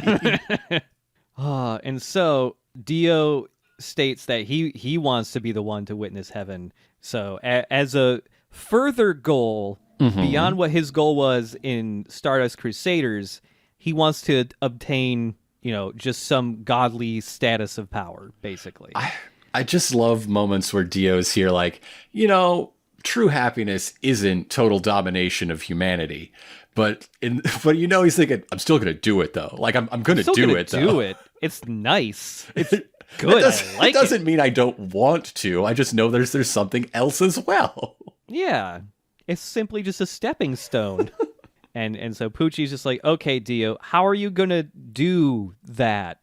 And Dio just says, oh, so I wrote all about how to actually do this in a book. You should probably come visit me in Egypt someday, and I'll tell you all about it. Come and read my special book. We can talk about how to achieve heaven together. But nobody has that book. That book is gone. That book has been burned. You know who burned it? Jotaro Kujo. Yep. We're getting like a just barely post-Stardust Crusaders scene of Jotaro finding a book that Dio wrote and went, fuck that, and just burning it in the room he found it. I guess this is after the body turns to dust in the sun, but before they take the plane ride home. We're inserting the scene there. Again, we have teenage Jotaro drawn in the new like Part 6 animation style, so he looks teenage for one. Yes. Yep. But he didn't only burn the book. He didn't only get Regina George's burn book. No, he read it. Yeah. Got to read it to know that you got to burn it. So the only repository of this hidden knowledge is the mind and memory of Jotaro Kujo. A memory that has been stolen and put on Poochie's favorite mixtape. And that's what this whole plan was. Like John Gallier, sure, he wanted to just kill Joestars for killing Joestar's sake. Yeah, I guess we got to put that on the Great Dio timeline. Meeting this even younger child. Dio, what are you doing? But Pucci had a grander plan. He was only after Jotaro for this particular memory to read his mind of him reading a book. Yep. And 22 years later, that plan has borne fruit. Got them goop discs. Got the goopy discs. The goopy disc. Pucci is closer to realizing whatever it is Dio was going to do. Pucci just thinks, all right, this is all taken care of now because Jolyne has just been shot dead. And then meanwhile, we see Weather Report, who's hiding behind some metal barrels, bleeding to death, going, what the fuck just happened? Uh-oh! Hey, Weather Report knows that something's up. Something is trouble. But he doesn't piece together what I think might be a very significant clue. You heard gunshots, which means the prison chaplain over there also heard gunshots. How do you think he's reacting? Does it look like he's calling for help? Doesn't look like it to me. What do you think this might mean, Weather Report? He lost a lot of blood. He's not all there right now. It's true.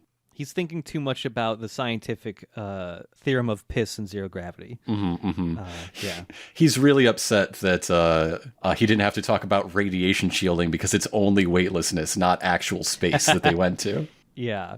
Weatherport just shouts Jolyne's name as he tries to get up to do anything to help.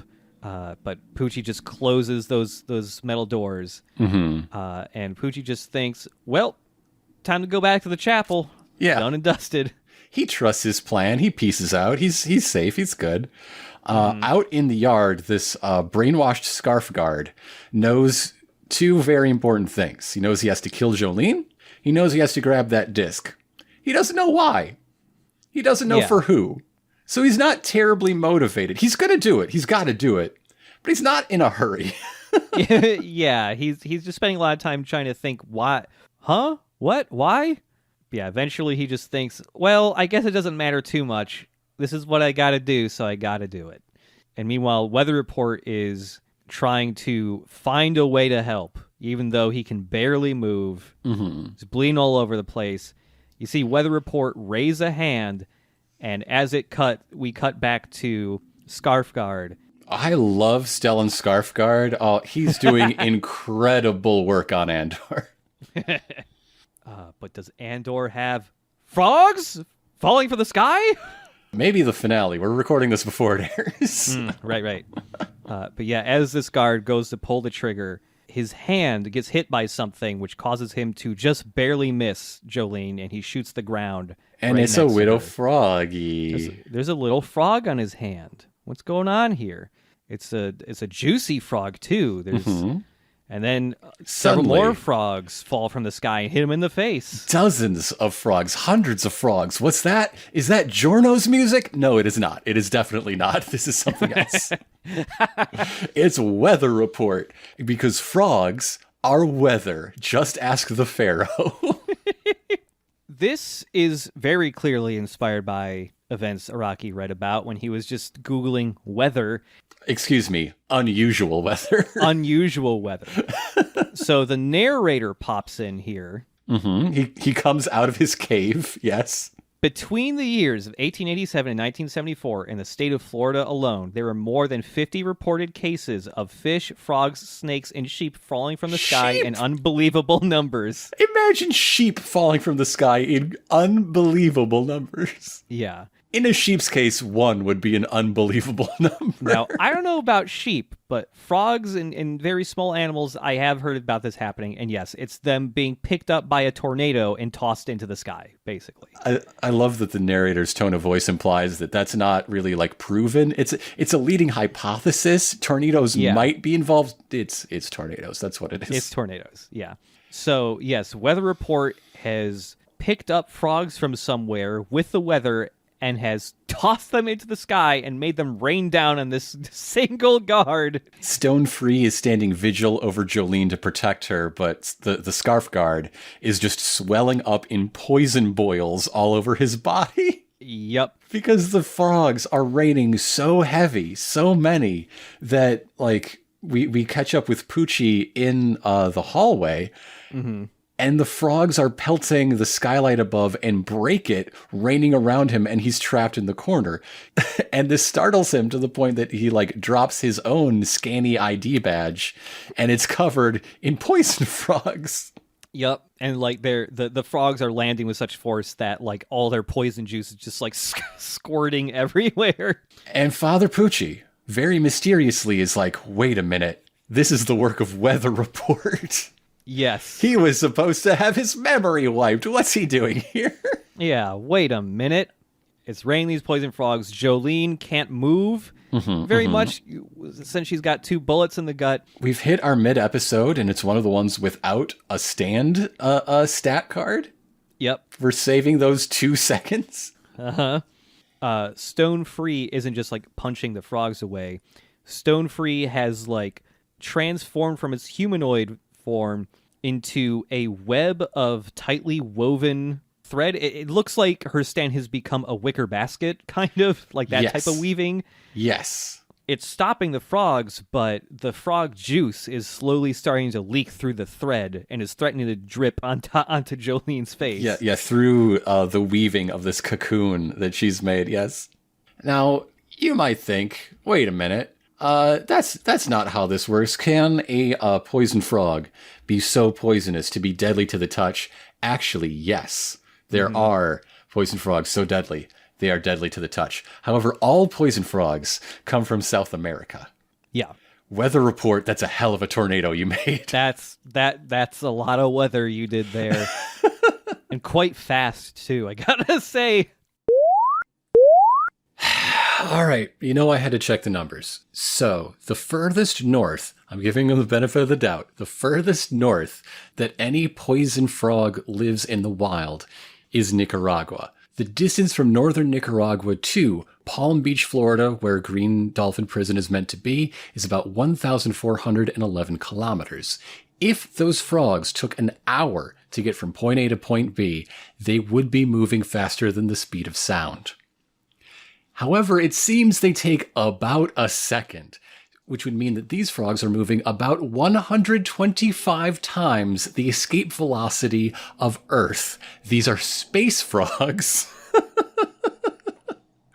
And Weather Report is a very, very powerful man. So now, back to the show. So, speedy delivery of thousands or tens of thousands of frogs. So we cut back to Poochie, who is Whitesnake is just punching frogs away, but there's just more frogs coming. And this is when Poochie thinks, okay, I gotta keep calm, gotta keep peace of mind. The screen goes black, and we start seeing little scribbled purple numbers start to appear on screen as he says these numbers out loud. Because he's counting all of the primes in order to calm himself. Sure, whatever works for you. I usually stick to the Fibonacci sequence, or of course, the powers of 2. Instead of memorization, I like to do a function, but whatever works for you. He also says, quote, "It gives me courage." All right. Yeah, because cool. Prime numbers are lonely numbers. They're all by themselves, just like him. Doing the powers of 2 really gives away my predilection for instead collective action and growing networks. But okay, all right. Makes sense. Yeah. A lot could be said about a person by the way they count numbers to call themselves. But the frogs are getting closer, and they're squelching their poison. I mean, the disc of Daddy's ghost is just slathered in the stuff. It is a goal, but it is also a landmine waiting to happen. Poochie reacts with disgust. Quote, "The filthy frogs are clinging to my $800 pants." Yes, yeah. What are they paying you in this prison? Poochie is looking at the really expensive part of the catalog. Right? I always forget what that catalog is called. Does the Pope have $800 pants? Well, if you want to attain heaven, you gotta dress for it. I guess. Anyhow, I think we're gonna nail this guy on tax evasion. We gotta look at his expenditures, look at his claimed income, and make a case. Let's do it. Let's go. Yep. Poochie sees the guard with the gun that shot Jolyne is walking into the hallway on the other end and just saying, "Please God, help me. Father Poochie, help me," as he is transformed into a fucked up, swollen guy just full of frog juice. This is another moment where JoJo's becomes straight horror. This is... Yeah. Not just the design of this monstrous beast that was once a man, but also that he's in absolute agony and confusion as he is compelled to come and serve, and he doesn't know why, and he needs help so badly, and it hurts so bad, and all of this stuff at once is just revolting and pitiable in a really fun mix. Mm-hmm. And so he dies, in abject failure. Can't do shit. He falls to the ground and dies after he gets hit square in the forehead with one more frog. Mm-hmm. And then another guard on the other side of the gate that Poochie's trying to get through shows up and goes, "What the fuck is happening?" And I love this shot because it's just a few frogs are making it through, like, between the bars on this gate into the side, the other side where this other guard is. And I just love seeing these couple of frogs poke out in this kind of weak stream of frogs because they're all landing in about the same spot, and you can see the ragdoll physics on the frogs as each frog stacks up on top of it each on the previous one. It's really funny looking. So this is the narrator-voiced guard that showed Jolyne to her cell, and he's here to help until he sees all of the insta-poison and is like, I'll get someone else to help. Yeah. Meanwhile, Poochie is still counting, and dang, there are a lot of 2-digit primes. You know, sometimes you forget. Mm-hmm. But he needs this guard to come and open up the barred checkpoint that he can't get his key card to open himself.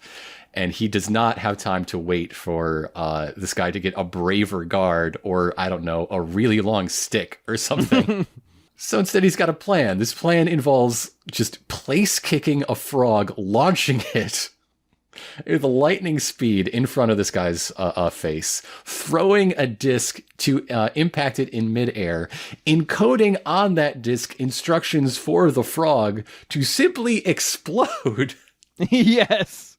At a certain distance, which then goes off without a hitch, showering poison in the narrator-voiced guard's eyes, blinding him, much like Newman in Jurassic Park. He falls to his knees. Yeah. And then Poochie's like, "Hey, you want help? I guess your best chance at getting a doctor is to come to my voice, open this door, and I will be your eyes to bring you to the doctor. Let's do some math here, huh? Let's go." And so, yeah, the guard opens up the gate, and then Poochie gives no fucks. It's like, oh yeah, that would have been a good plan if I went along with it. Bye. Yeah, he has to go deal with Jolyne, because now he's pretty sure she might not be dead yet. And he's still got to secure that disc. So he just leaves that guard on the ground to deal with his fucked up poison frog eyes. So back with Jolyne, she is nearly passed out. Earlier, before even the frog punting and the guy that shot her dying in a puddle of goo, she said to herself, quote, "So much just happened." Yes. Which I think is my favorite line. But now she is buried in her cocoon, and she screams to burst it apart and send all of the poison that's about to drip down on her away from herself. As the sky breaks, as the clouds break and the sun shines down upon her. It's so good. Jolyne emerging from things is really, that's a motif. Like, not just in these 3 episodes, but like her doorway poses, Jolyne bursting out of stuff. It keeps happening. Yeah. And also we get a really good look at just what the courtyard and the prison looks like after this, and everything is covered in frog juice now. It's so gross. Poochie is up on like the second floor, peeking around just barely around the corner so he can look out the window, and he's got Whitesnake in the courtyard walking around looking for the disc. Jolyne is now covered in a big pile of frogs, looking very dead. Yes. which is when Whitesnake starts talking about Asian folktales. Yes. I do appreciate that, like, the guy that voices both Poochie and Whitesnake has different voices for them. Mm-hmm. Or it's a matter of inflection. Like, I don't think Poochie would say McQueen, you know? No. His Stan, absolutely. Yes. But yeah, as Whitesnake is kind of brushing all these dead frogs around the ground, he finds the Star Platinum disc, picks it up, and this is when Jolyne does her JoJo's trick and reveals she's alive, already has a thread around that disc and is about to grab it. And she was simply disguised dead by using thread to grab a bunch of frogs and making a frog net to drape over herself. And these are all living frogs who survive the fall because they're not poisonous to the touch. They're poisonous when their juice squirts out. Yeah, and these ones didn't squirt their frog juice everywhere. So you get a bunch of them lashed together, giving you the soft, gentle touch, not the juicy touch. Yeah. And then they are a padded net to shield her from any future frogs that fall and try to get juicy on her. Mm-hmm. Obviously. And this is the cover that she made in order to just wait for Whitesnake to grab the disc so she could pickpocket it with one of her long-range strings.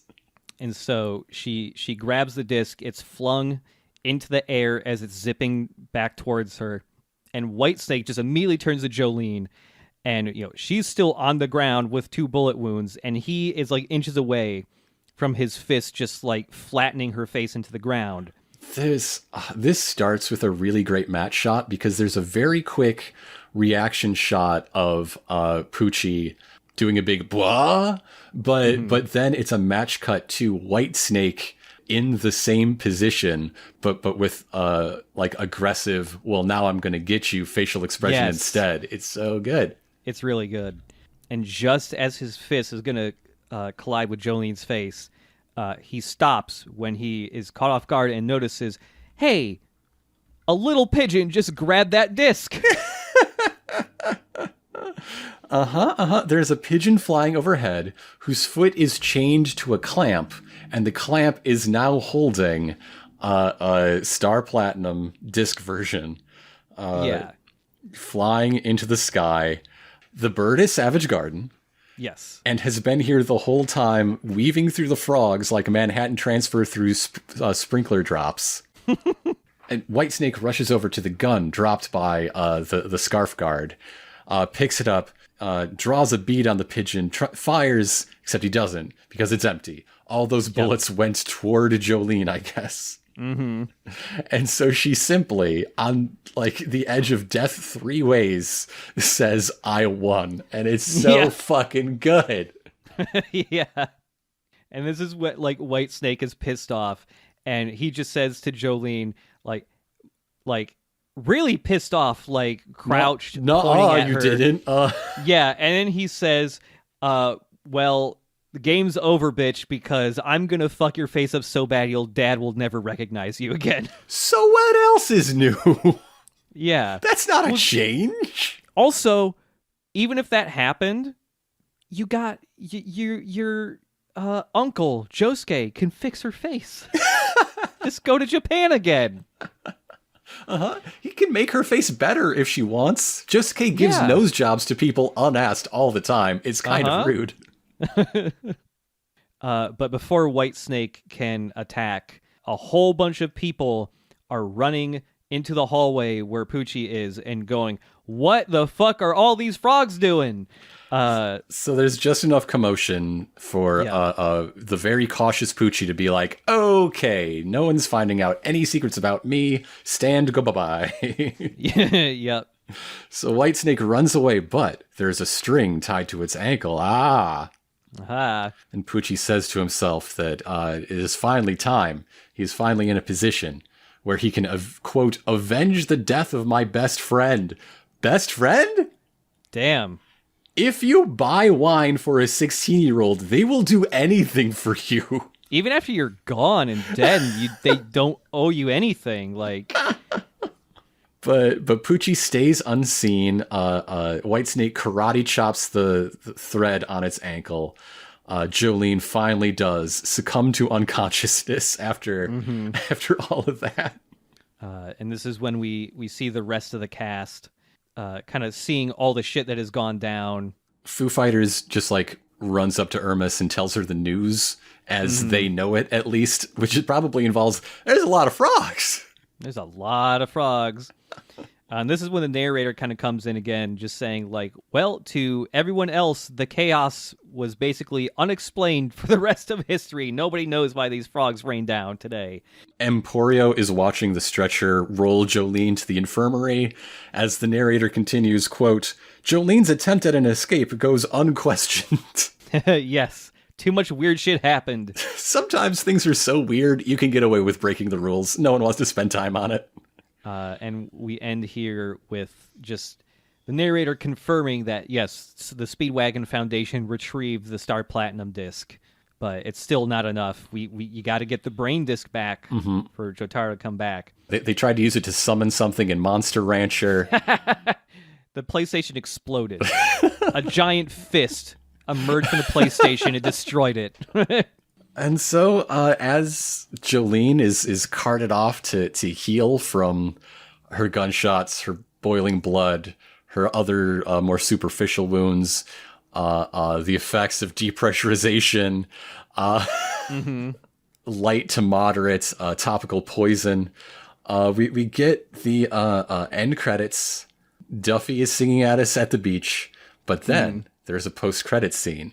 Because, again, this is the last episode of The Batch. They had to give you something to go out on, something to entice the viewer to sit tight for what turned out to be 9 calendar months. 9 months! And this scene starts with, stained glass windows barely illuminating this dark, dark room. And Whitesnake is asking a man he calls Sports Maximum. Sports Maximum! About a bone. Yeah, he wants Sports Maximum. Hell yes. What a name.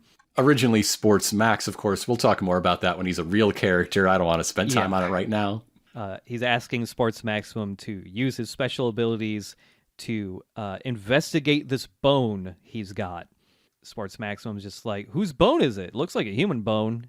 Also, Poochie is talking to Sports Maximum with Whitesnake. He is hidden behind a column. He never shows himself. If you're going up to your bro and say, with your abilities, there's something I would like to try, that's one way to talk about boning down, I guess. But yeah, what bone is this bone? Tell me the secret of this bone. Whitesnake tells, Sports Maximum, like, it's none of your concern who this bone is from. But Poochie thinks to himself, this bone is from my dear friend, Dio. Now, I got questions about this bone. Because over the course of his life, Dio has had a lot of bones. Yeah. Is this original flavor or Egyptian extra crispy? I would think probably Egyptian extra crispy.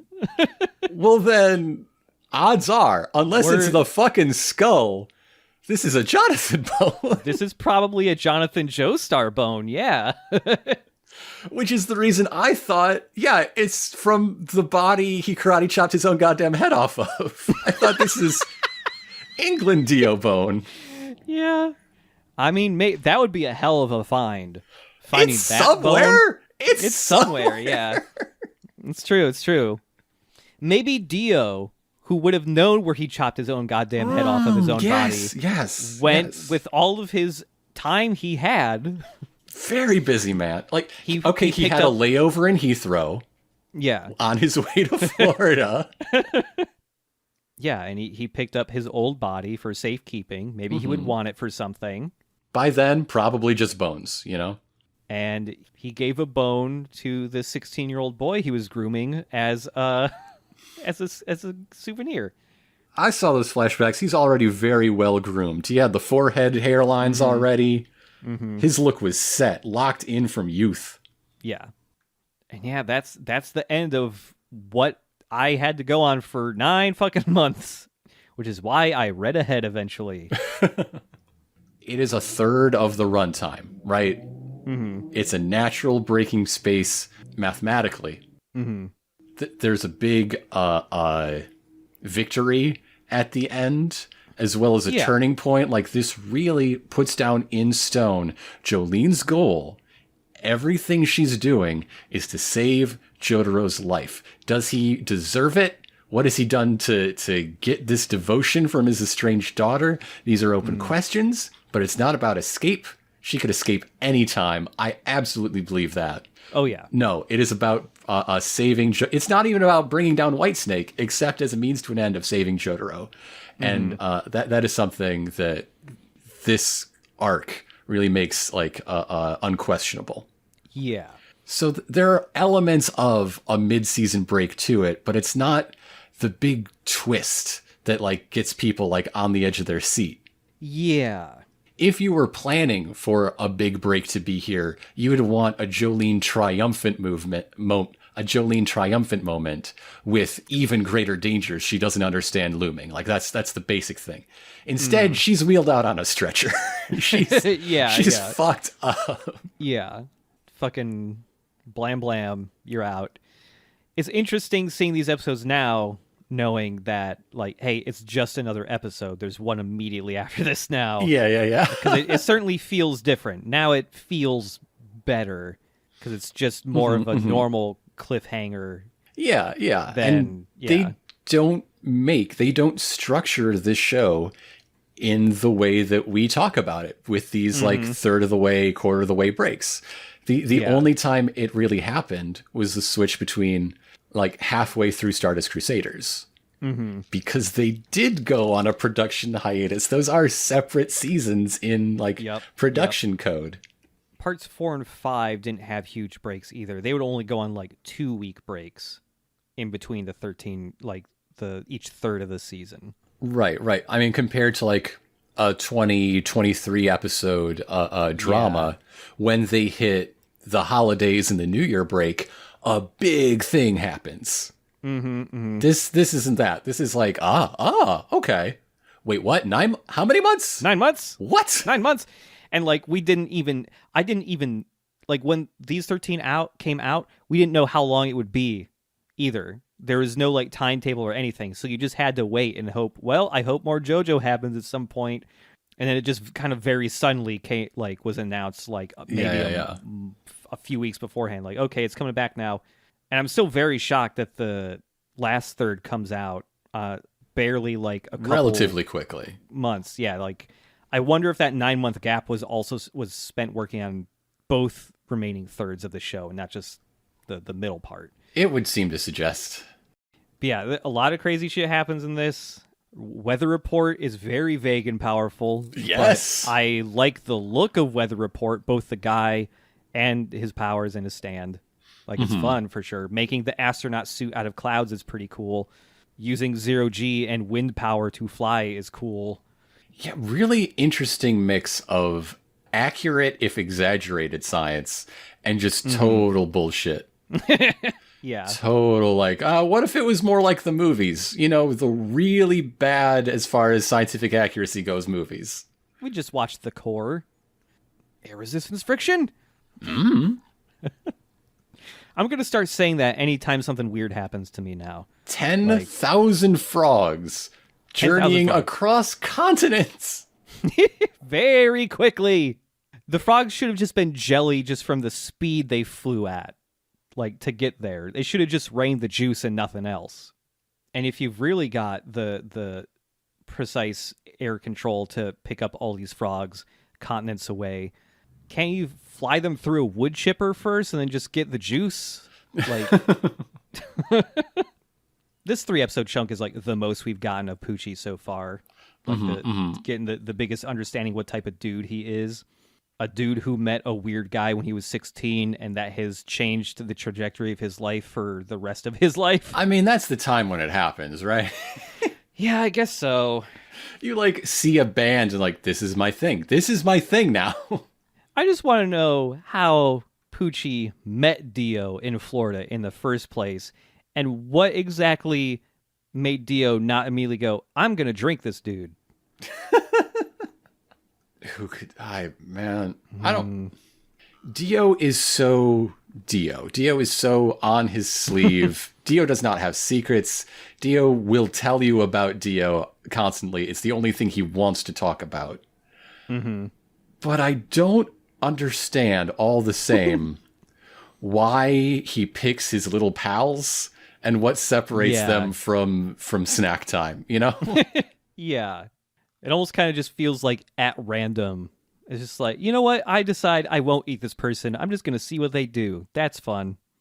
Is it based on ones that kind of dress like they're going to be stand users? Maybe. What was Giorno's mom wearing to the club? Is that what saved her life? Oh, God, yeah. Maybe it's just people he meets at clubs. I can totally see Dio going to a club in Florida. And well, with those shoes. Oh, yeah. Where else would you wear those? Yeah.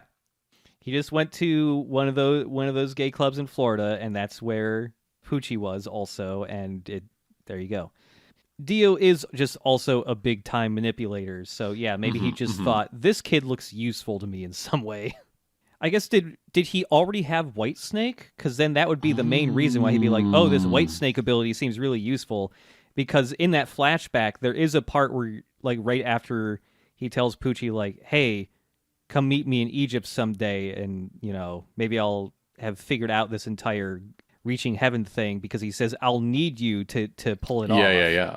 So maybe it is the Whitesnake abilities. Yeah. That makes sense. That does make sense. But I just assumed he didn't have a stand yet.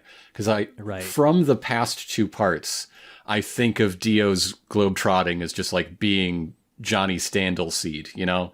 Yeah. And just seeding, just leaving arrows in his wake and letting a whole like subspecies of stand users, you know, rise up behind him. Yeah.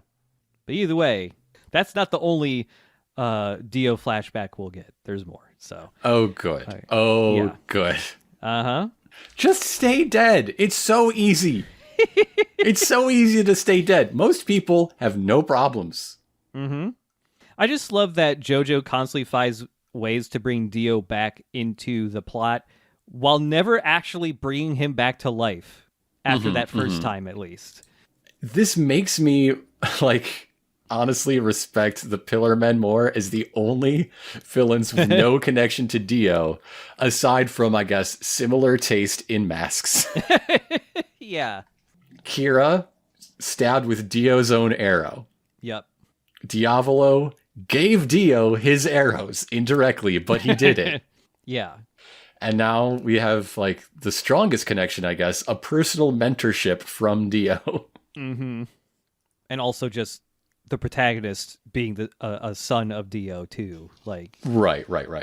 Constant Dio connections, but this is maybe the biggest one, yeah. I was befriending a little boy just off screen this whole time. Do you think that's why Whitesnake talks like that? He's just trying to be Dio? Oh my god. Maybe, yeah. What if Poochie met Giorno and it was like, oh, you met my dad? He's like, you're fucking what? Oh yeah, take a look at this picture. He didn't give me a picture. Oh. Oh. But I'm sure all of these mysteries and more will be revealed when we talk about episodes 13, 14, and 15 in 2 weeks' time. What does that mean for next week? Well, let me tell you. We are once again having not one, but two guests on, trying a little experiment this time. We'll explain what that means in, I'm sure, the first minute of next week's episode. Now that we have a good long chunk to marinate on, perhaps 9 months worth of marination could be done. Yeah. We're going to talk about it with some other people. That is coming at you next week. Monday the 2nd of January. Brand new year coming at you next episode. 2023, come on. After that, we'll be back with the next 3 episodes, which are Smack of Love and Revenge 1 and 2, and Ultra Security House Unit. Sure. Okay. All right. Uh-huh. Like we said last week, that was recorded before Gexter Life. So now we are after Gexter Life. So now I can say that I was right. We did have a great time. Yes. But also it was a fantastically generous time. Once again, overwhelmed and awed by what people can do together and choose to do together in this case, supporting Hurley Children's Hospital in Flint, Michigan. This is the last episode of the year, so it is the last time you are able to go to Gextra.life to run up that total a little more for a good cause that can absolutely need it. Even just based on the day we're recording this, which we're still in November, I think we got just a few more donations, we would go over 38K. Or not 38, 34K. 34K. We're really close already, so I think we can make it before the end of the year. You know what? I will say, looking at the current total, it could be funnier. And the only way to get to a funny number is to add. There's no subtraction in this. So yeah, what are you gonna do? Got it. We need that money. Got to get the funny number. Until then, see you later. To be continued.